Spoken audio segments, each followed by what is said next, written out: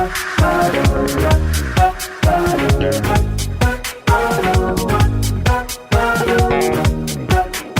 Carrie here from Wrap Your Head Around Silks. This is the Expecting Aerialist podcast. How's it going, guys? I hope you're having a great start to your week. And I hope you had a great holiday weekend here in the States.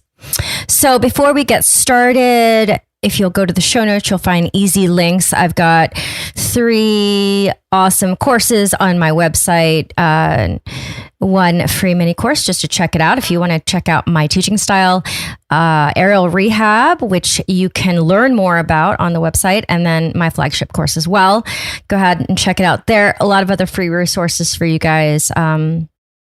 Today we have Shay Cornell. She is an Aussie. There seems to be a lot of Aussies out there who are doing aerial. I love it. At the time, she was 29 weeks pregnant with twins, her first pregnancy.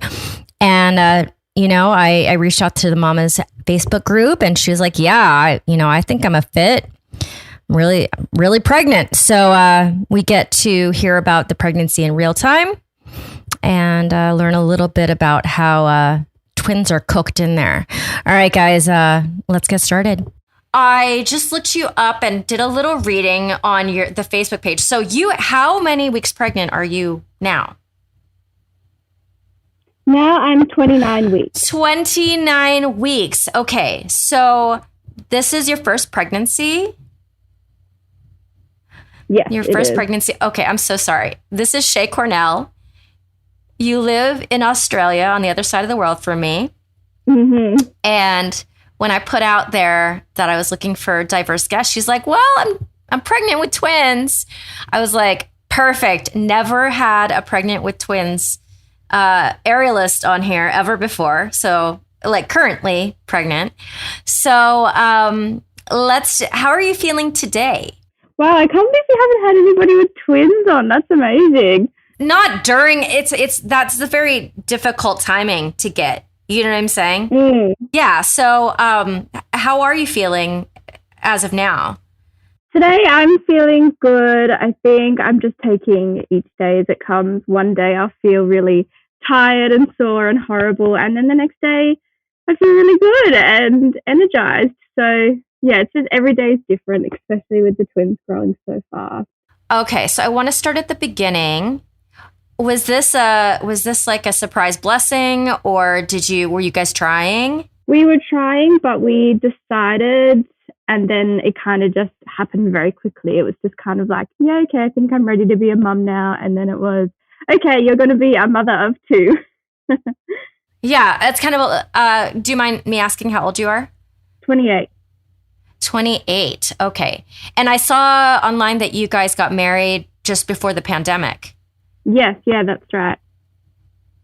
Okay, so you basically spent the first couple years of your marriage, I don't know what Australia's, I think I heard a bit, but you guys were in lockdown on and off for the last 2 years.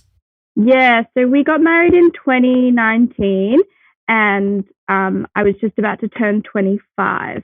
So I think from our wedding, everyone kind of around us was wondering when we were going to have kids, but we just weren't really ready yet. We just had so much more that we wanted to do. And then I was close to finishing my nursing degree.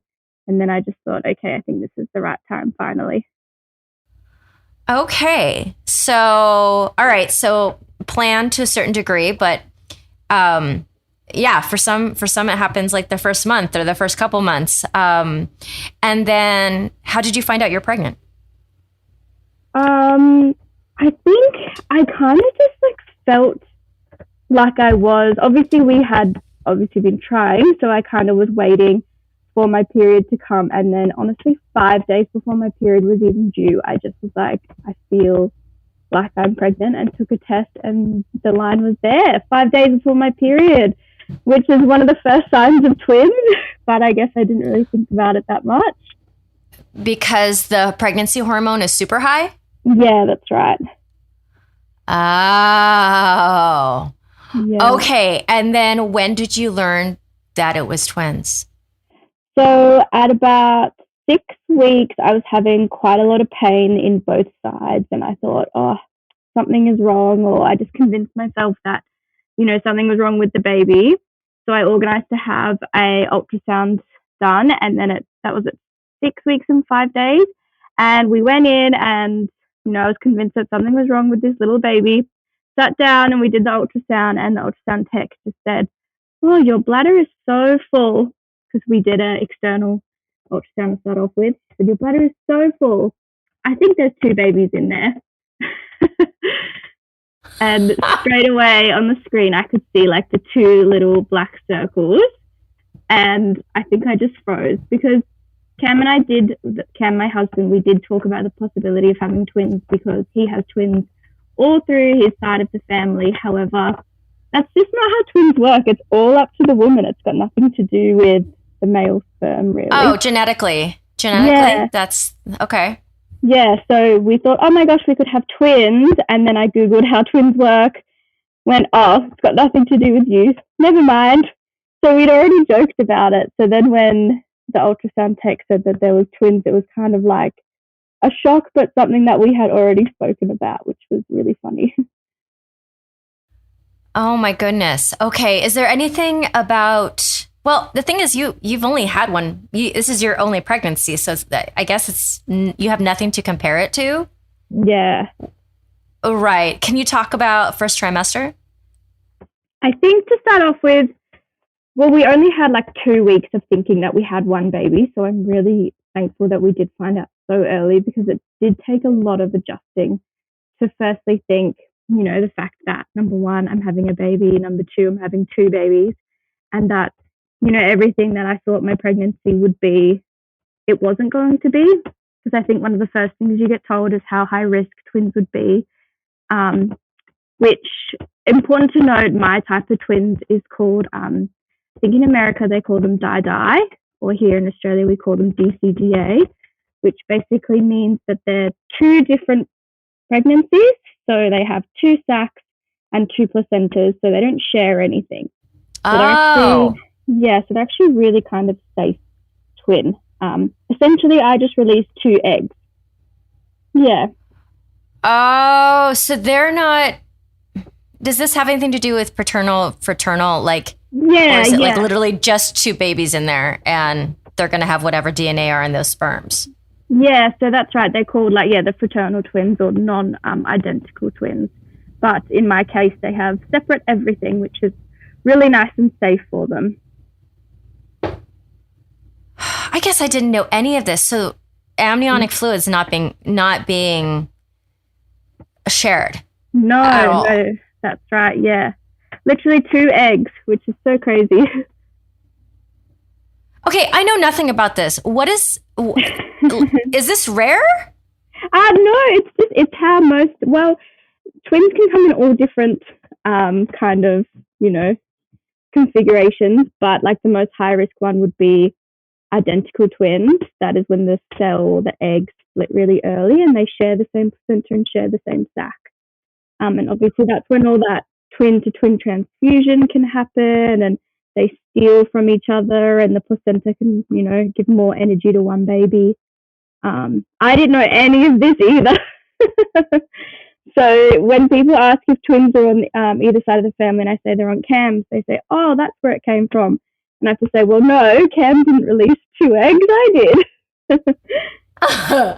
Okay. No, I obviously host this podcast, but I know nothing. Yeah. No, I don't think many people know anything about twins. Yeah, I know nothing. Like legit, admit to it all the time. Know nothing. I'm just amazed. Like my mouth is open every time I host this thing. So, okay, I'm going to wait with all of my technical questions when we're talking about, when you give birth. But first trimester, yes. Were you sick? I was so sick. I think I vomited I was already vomiting when we went to that ultrasound at 6.5 weeks. So, and I was so exhausted. And I remember turning to Cam in the ultrasound room and saying, this is why I've been so sick. So I think to have those waves of nausea so early was a bit of a surprise as well. And then that didn't stop until 12 weeks. So to continue with my training was really hard. Going to work was really hard. I had just started an intensive kind of 5-month placement to finish my nursing degree. So it was kind of really hard battling with that when I was throwing up all day, every day. There wasn't really a moment where I was good. Ideally, in your mind, were you thinking that you were going to finish your nursing degree before you got pregnant? Absolutely. And I really pushed with the university too. I was like, this is going to happen and I need to graduate before this day. Okay, so you were going to? Yeah, absolutely. Okay, but it hasn't happened yet because... I graduated about 3 weeks ago. Oh, congratulations. That's great. Yeah, thank you. That's great. So, all right. So, super sick. And I remember when I was in my first trimester, like I just looked like I was bloated, which I was. I was also bloated. How did, you've got two buns in there. So how was that for you? I think I definitely had bloating, but I think it was a bit more than, I guess, usual. I wouldn't say I had a bump, but I definitely didn't have my same stomach that I had before.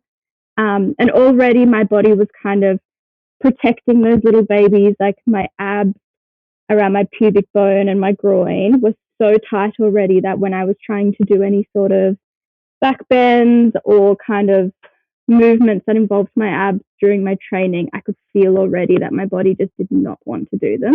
They were so tight and protective. And I remember we have these unitards that we wear to our training, like, one pieces. And I remember before I announced it, this one girl looking at me at circus and all she was doing was looking at my face, then looking at my bump, then looking at my face, then looking at my bump. And I got so embarrassed. I was like, surely they all know that I'm pregnant because I just looked so different. In my mind, I thought I looked different. Well, I saw your pictures on Facebook when you got married. You're pretty petite. Yeah. From what I could see. Yeah, and I think, that's just with my constant training, but it was definitely, it was definitely hard to hide. And, you can't do aerial training in loose baggy t-shirts either. So that was also a struggle. Yeah. Okay. And so tell me about your practice a little bit, your aerial practice. So here in Alice Springs, we have kind of like a small, we call it a circus community because our kind of training center has everything circus under the one roof. So we've got a few tissues or silks, then we have a lyra and trapeze, and we're based in a kind of youth gymnastics hall. So we've also got access to all of this gymnastics equipment and then, juggling and hula hoops and things like that. And we have kind of open training. So you just go down, you can learn off the teacher, you can learn off each other if you have previous circus experience. It's kind of a really nice, relaxed environment. I originally started pole dancing. So I've been pole dancing for 5-6 years now. And that's where kind of I started going to circus, and that's where my love of lyra or hoop kind of started to cross over, and I started to fall more in love with lyra because it's all very kind of the moves kind of cross over and are very similar in a way. Yeah, so we train once or twice a week there, and I train with my friend Darlene, and we do doubles lyra together mostly. We perform in Alice Springs. Yeah. Nice. And you're a nurse, so you're like, you're really busy with that, and you have a really, what's it called? Consistent practice though, 2 times a week. That's great. But I've only just started my nursing, so I'm not a nurse just yet, but yeah, was training. Oh, got it. Yeah. Got it. Oh my goodness. I love it. And then how far into your pregnancy did you train? I think at around, so I performed at 20 weeks, which was actually... Oh my goodness. That's amazing. Yeah, which was huge for me mentally and physically. And I think about 3 weeks after that, I realized I could not lift my body weight anymore. And it was time to kind of slow down a little bit. So I think at about 23, 24 weeks was the last time I kind of managed to lift myself up safely and strongly. And now, oh my goodness. So that obviously finished a lot earlier than what I expected and that I wanted. So that was really quite difficult for me to come to terms with to start off with. But I really was proud of myself to get to where I did at 20 weeks. Wow, that's really impressive because carrying two, has your body, when it comes to the people who have twins, has your body put on a lot of weight, or is it like kind of the average amount, or way more, way less? So at the moment, I have put on 10 kilos, and the average twin pregnancy should put on 15 to 25 kilos. So I'm on track for normal, but obviously putting on 10 kilos and being able to lift 10 kilos is super hard. But even back at 20 weeks, it was more just the extra blood flow and having so much more blood in my body that if I went upside down, I could kind of see stars a little bit, or I would get short of breath, or the babies would just crush on my ribs because my uterus was already sitting so high. So when I was 20 weeks, my belly was measuring 25 weeks if I was having one baby. So I kind of had to be kinder to myself and, say, you are 20 weeks, but physically you're 25 weeks, or physically, you're a lot more ahead. So you need to remember, that this is okay, that you can't do these things right now. And for example, I don't have a super short torso, but I don't have a ton of space between my hip bone and the bottom of my ribs. So when I was pregnant with my one, she just like sat on the outside of my body. Kind of. Is yours like that? Or do you have plenty of space when it comes to like your rib cage and your hips, your anatomy? I feel like the babies are literally right under my skin. And one of our early ultrasounds showed that they were only 2 centimeters below my skin. So I I feel like they are just there. And the way that they were sitting with each other as well kind of made them stick out a little bit more. They don't sit really side by side in a neat little package. Sometimes they stack on top of each other. Sometimes they oh my goodness, like bunk beds. That's how they were to start off with, one on top of each other. They don't sit like yin and yang, but they ended up moving like yin and yang.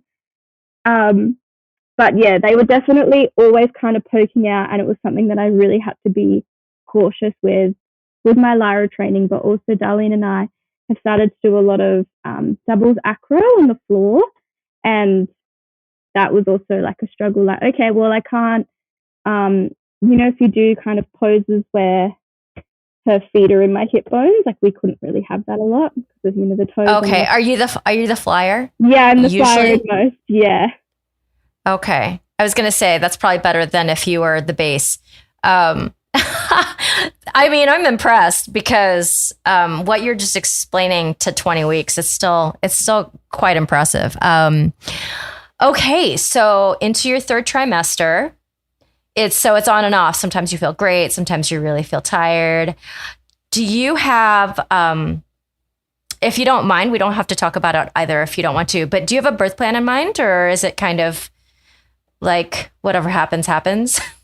Yeah, I think I just don't have that luxury of being able to be set in one way or the other, because at the moment it really depends what the bottom twin, which is twin A, and that's our boy. So we're having a boy and a girl. Oh, lovely.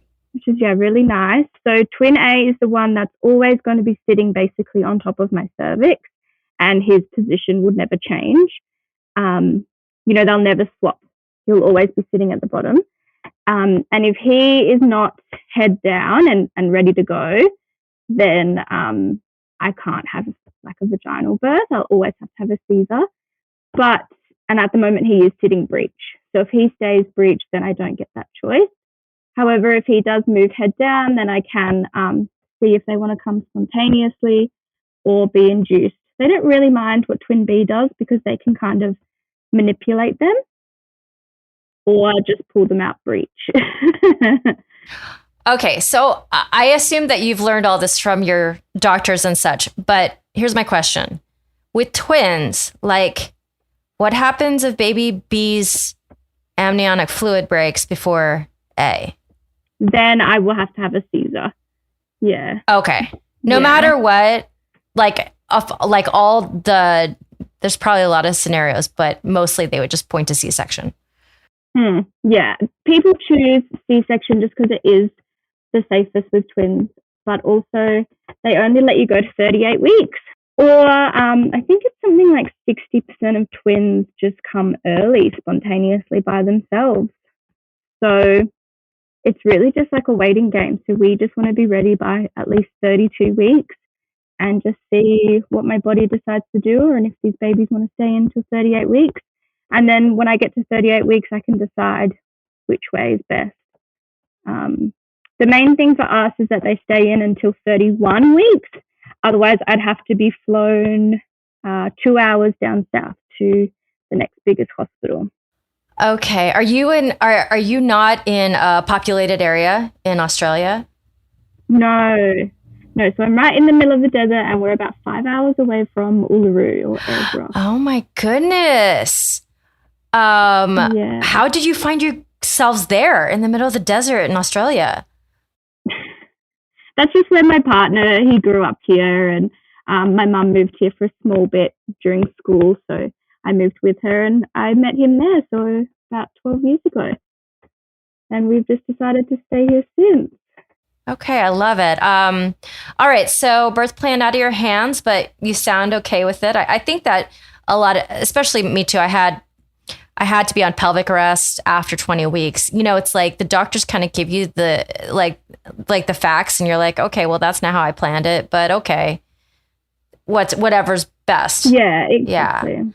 Yeah. Okay. And then I'm so confused by this twins thing. I'm also confused. Like, do you remember? I don't know if you remember this, but like, I don't know how many years ago, the whole thing with the Octomom, the woman who had 8 babies at once. I don't know if you remember the story. It was like all over the news. And like, I was younger and I never stopped to think about the logistics of that, of the pregnancy itself, of birthing more than one, and how that can become complicated and how that can increase the risk level for all the babies in there. If one baby is like tilted the wrong way, like in there, like just a, bunch of puppies, basically. Yeah. So, but how do you feel about this whole thing? I think to start off with, it was so scary. Like, I did just, every time I saw a twin mum on my Instagram in the first couple of weeks, I just like cried, like, oh my gosh, this is going to be me. I just could not comprehend. And I would kind of wake up in the middle of the night thinking, how am I going to do this? And I think obviously there's still that fear before 12 weeks of miscarriage as well. And I really was like fixated on that. I was so worried that something would happen because I thought, things can happen with just one pregnancy and I have 2, so I have double the chance of something going wrong. And, how terrible would that be? Because I don't know if anything happened if I could just make another set of twins, So that was really worrying for me. But I think even as I got further on in the pregnancy, so I remember when I did perform at 20 weeks, it was only a 3.5-minute performance. I think it ended up being in front of about 100 people. But I was so nervous thinking that what they would think of me, one, doing it pregnant, but also I knew in myself that I was strong enough, that I wasn't exerting myself. I wasn't breaking a sweat. I wasn't doing anything crazy or new. But every time I would train, I would come home and think, did I hurt the babies? Did I do something wrong? Are they okay? And, my doctor would say to me, every time, Shay, the babies don't know that they're upside down. They are so fine. Nothing is going wrong. If you're not putting pressure on your belly and you're not, getting too stressed or overheating, then it's so fine. But I think it was just that mental game of telling myself that everything that I was doing was okay and that my body could do this. I think that's a really hard thing. People say women's bodies are meant to do this and you just have to trust yourself. But it was really hard to start off with, to even think, number one, am I strong enough to grow these twins and protect them? And then number two, can I still continue my training and do everything that I want to do? And that's a part of me.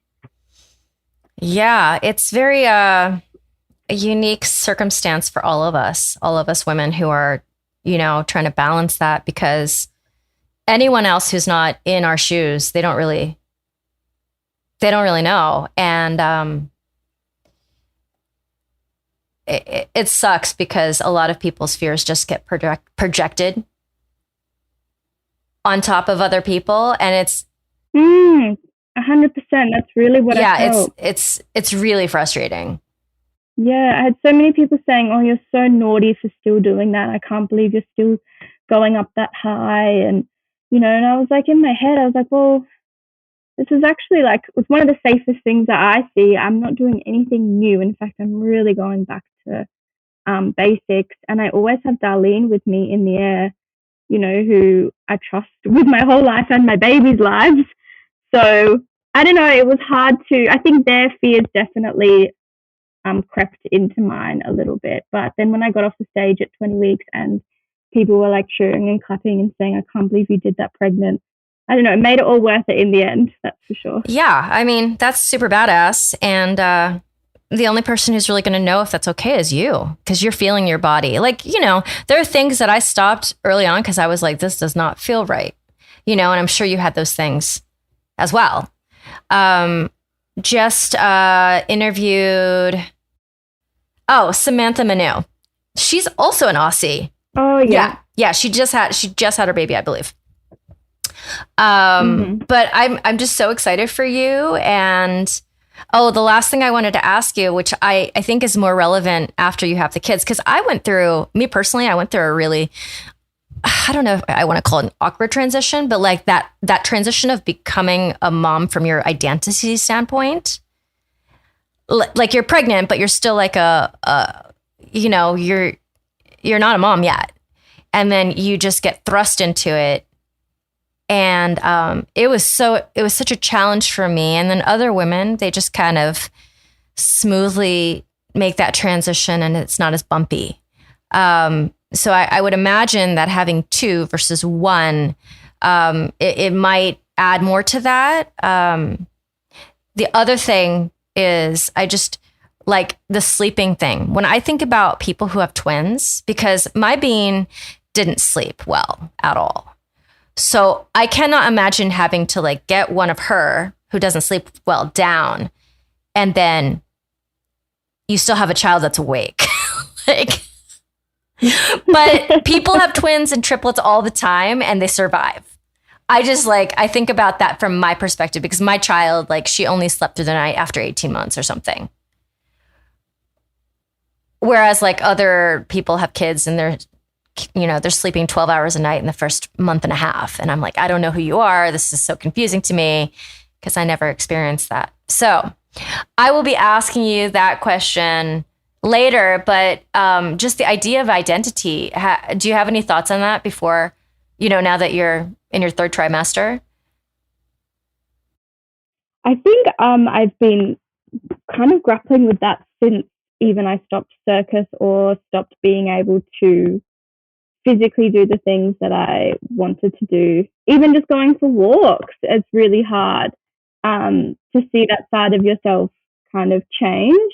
And I don't know, I think I do have moments where I go, I do miss my old self. And, when this pregnancy is over, I won't even be back there yet. It is still going to take such a long time, becoming a mom. I think as soon as you kind of pee on that stick and get the positive test, everything changes. You're never the same person. You're instantly already a pregnant mom whose life is going to change forever and it's not going to go back to the way it was. So I think that's been hard and, physically difficult. So the other day I was diagnosed with pelvic girdle pain as well, which is no surprise in a twin pregnancy. So having to wear, all the supportive straps and belts and things. And also on top of that, gestational diabetes. Oh, you do? Oh, man, that stinks. I don't know. I wasn't surprised because it is also, something that's double the risk in a twin pregnancy with your two placentas, so double the hormones. But I think even just this first stage of my new identity, being pregnant, has been hard. And then, when the twins come along, it will be hard as well. And how do I parent twins? I have no idea. Yeah, I mean, I remember there was one day specifically. I'm sure I felt this more than one day, but I just looked at her and I was like, what the fuck am I doing? like what the fuck am I even doing? I don't even know. I don't know what I'm doing. And then of course it shifts and it's fine. But the moment that you think that, it's terrifying. Like in that moment, you're terrified. And then you realize that you don't need to be terrified, but and the moment changes. But yeah. And no one can prepare you. You know what I'm saying? Because until it's real, it's not real. So I'm excited for you, but it's a huge life change. And I had told my very longtime students this the other day with complete knowledge how irrational I sounded. I was like, is it bad to say out loud that the only evidence I want of this child being in the world is the child? I don't want any evidence on my body. I was, and I was joking, but I wasn't joking. That's what I want. I want to look exactly or better than I look like before. And I haven't gained weight, but my clothes fit differently and my skin's not the same. You know what I'm saying? So I said this to my students who are basically my girlfriends, and they're like, I don't know if it's your fault that you feel that way. I think society pushes us to feel this way. So I get it, but you know how crazy you sound. I was like, yeah, but I want to say it out loud because it makes me feel better. Just to say it out loud to you guys. Yeah. That is what I want. And even on top of those, those changes just to how your body looks, I think for us as aerialists, for me coming now, thinking about postpartum, I don't want any of my flexibility to change, or my strength to change, even though I haven't been able to train flexibility. I can't remember the last time I sat in the splits. I think, honestly, it started hurting a bit too much at around 15 weeks and too much pressure on my groin. So I haven't trained splits in 4 or 5 months, but then I'm just hoping that I'll still have them when I come back, or still hoping that I have the same strength, even though I can't lift my body weight right now. So it's kind of hard. I think it'll be a hard adjustment to come back and see all those changes and basically have to start all over again whilst having 2 little babies sitting next to me. I'm lucky enough that I can bring them along to my training, but, it will be hard. And it's a part of, I think, us as aerialists that we've had to say that we will potentially lose for a while. Yeah. And it's also a racket that men can't just have our babies too, because I'm just there's no interruption in their career. Serena Williams just announced that she was going to retire after this year so she could have a second child. And as much as I understand, first of all, I understand. Second of all, she's one of the most decorated athletes in the world. She can do whatever she wants. She's incredible, but a man wouldn't have to retire just to have a second child. No, exactly. Yeah. Right. But that's how biology goes. But I still get pissed off about it all the time. All the time. And even on that note, my second sport that I do is Brazilian Jiu-Jitsu. Oh. My husband runs a Jiu-Jitsu gym here. And as soon as I was pregnant, I couldn't go because, it's obviously a physical sport. There's lots of knee to bellies. I was super sick. I didn't want to be up in people's sweaty faces. So then when we finally announced at 12 weeks, everyone was like, oh, yeah, we just assumed you were pregnant. That's why you weren't coming anymore. Right, because what other reason would you have? Right. Yeah, exactly. I still think that I can look back at it though, and even if things won't be the same with my body or with my training, I can look back at what I did, as a pole dancer, as an aerialist and just be so proud of what I achieved anyway. And I think, one of the most exciting things is I can show those kids, the performance at 20 weeks and be like, you were in my belly here and I was doing that with you. Yeah. I mean, Shay, that is a much healthier way to look at it than I have been most recently. No. But I hope I hope your story resonates with people out there. Thank you. Thank you so much. We are also so excited, in shock that, we're on the single digit week countdown now, but very excited. Thanks so much to Shay for carving out the time in her third trimester to be with us. Really appreciate you. And if you'd like to be on this podcast, if you have a unique story or you just like to talk about your experience being a pregnant woman, postpartum, getting back in the air, anything like that, I'd love to talk to you. Email me, Carrie@wrapyourheadaroundsulks.com. Go ahead and check out the link in the show notes to check out all the resources there. And if you would honor me with the 5-star rating and review where you get your podcast, I would love you and appreciate you forever. Thank you so much for being here. Have a great week. I'll see you next time. This is Carrie signing off. This is the Expecting Aerialist podcast.